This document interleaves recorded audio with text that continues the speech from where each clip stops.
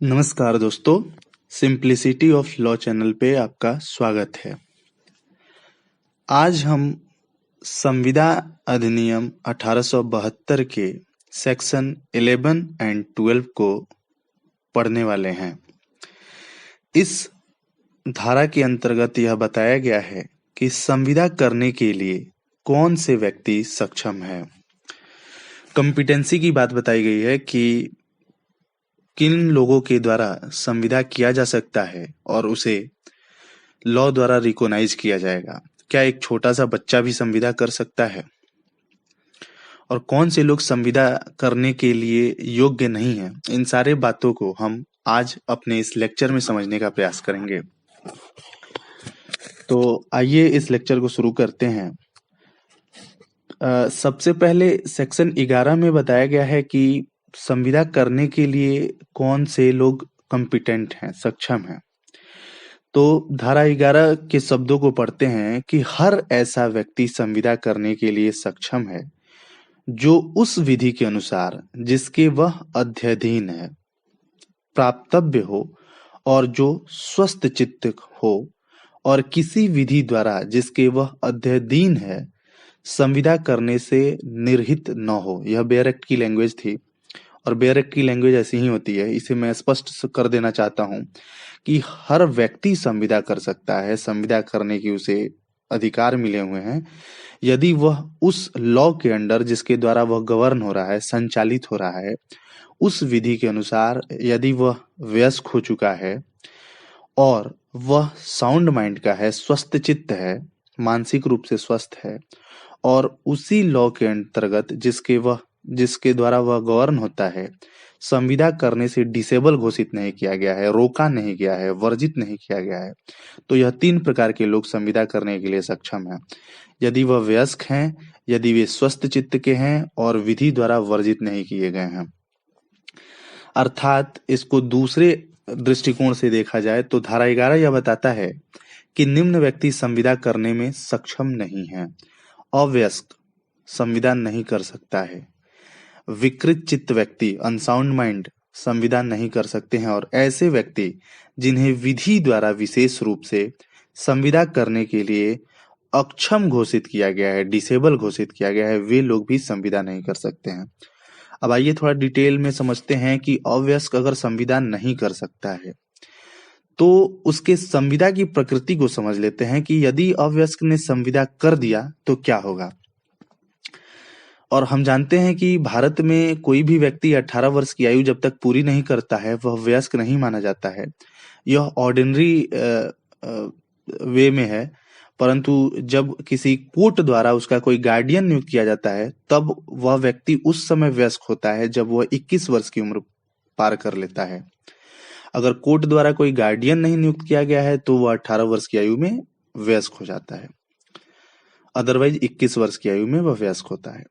तो अगर कोई अवयस्क है जो संविदा नहीं कर सकता है वह अगर संविदा कर देता है तो उसके संविदा का क्या इफेक्ट होगा, क्या नेचर होगा, इन सब के बारे में हम आज जानते हैं।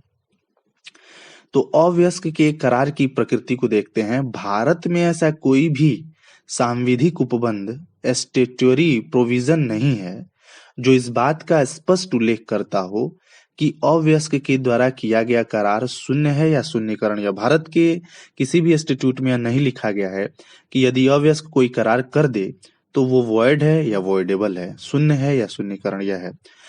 इसको समझने के लिए हम एक केस को रेफर करते हैं, वहां से उसी केस के जजमेंट को आज भी फॉलो किया जाता है और यह बड़ा ही लीडिंग केस है, हर एग्जाम में लगभग पूछा जाता है और इसको आपको आंसर करते वक्त मेंशन करना पड़ेगा तभी आपके मार्क्स अच्छे बनेंगे।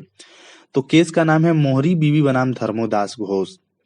बहुत ही महत्वपूर्ण वाद है और इसमें प्रिवी काउंसिल ने यह निर्णय दिया था कि अवयस्क संविदा करने के लिए सक्षम नहीं है, इसलिए यदि अवयस्क के साथ कोई भी आप करार करते हैं तो वह शून्य हो जाता है, वॉइड हो जाता है, उसे इन्फोर्स नहीं कराया जा सकता है।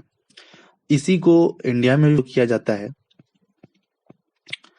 अब हम देखते हैं कि अवयस्क के साथ अगर करार आप करते हैं तो उसके कंसिक्वेंसेस क्या क्या होते हैं, क्या रिजल्ट आते हैं, क्या परिणाम होता है।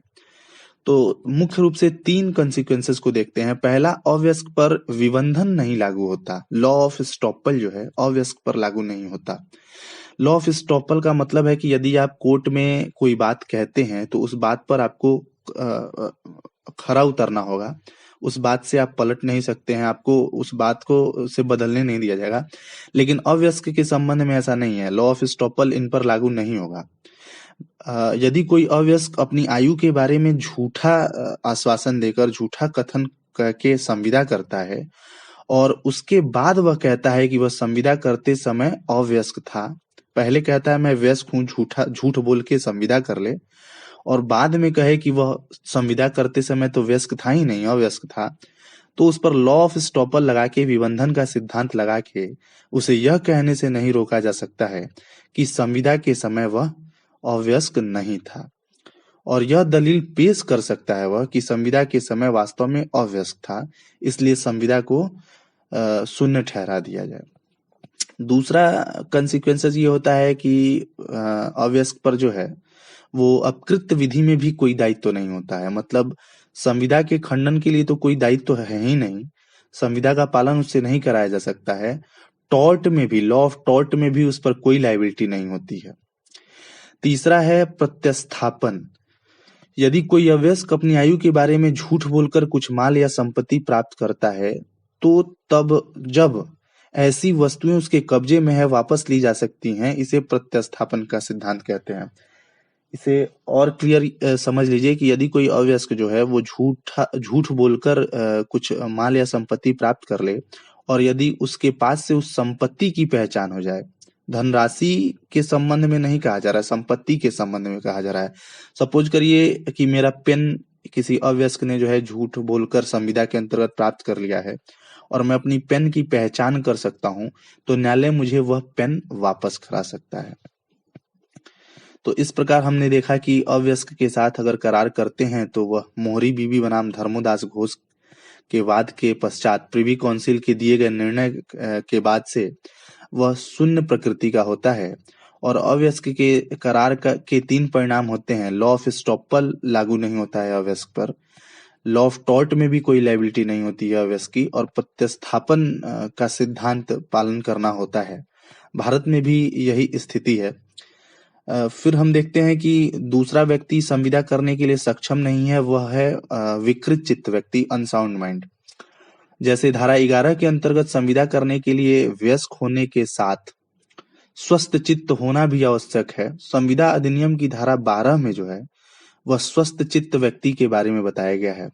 कोई व्यक्ति संविदा करने के प्रयोजन के लिए स्वस्थ चित्त कहा जाता है, संविदा करने के पर्पस से उसे साउंड माइंड कहा जाएगा यदि वह उस समय जब वह संविदा करता है उस संविदा को समझने में और अपने हितों पर उसके प्रभाव के बारे में युक्ति संगत निर्णय लेने में समर्थ है।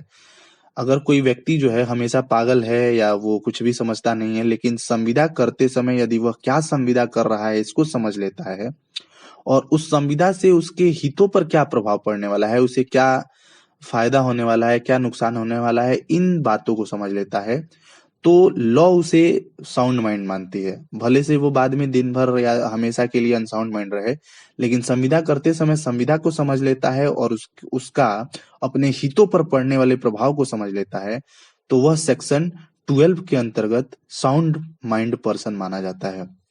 धारा 12 के अध्ययन से स्पष्ट होता है कि विकृत चित्त व्यक्ति संविदा करने के लिए सक्षम व्यक्ति नहीं है, और विकृत चित्त से तात्पर्य उस व्यक्ति से है जो अपने द्वारा की गई संविदा को समझने और अपने हितों पर उसके प्रभाव के बारे में युक्ति संगत निर्णय करने में योग्य है।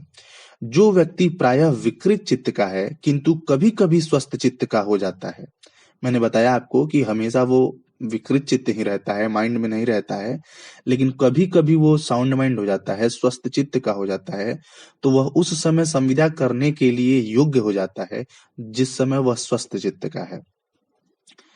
और तीसरा व्यक्ति संविदा करने के लिए सक्षम नहीं है, वह जो किसी विधि द्वारा संविदा करने के लिए डिसेबल घोषित कर दिया गया है, अक्षम घोषित कर दिया गया है। अब ऐसे व्यक्ति जिन्हें विधि द्वारा विशेष रूप से संविदा करने में अक्षम घोषित किया गया है, संविदा नहीं कर सकते हैं।